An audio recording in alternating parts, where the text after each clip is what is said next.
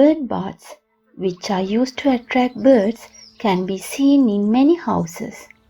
However, these again can be breeding places for dengue mosquitoes. Therefore, the water in these bird baths should be changed daily. They should be cleaned once a week with thorough rubbing using a brush.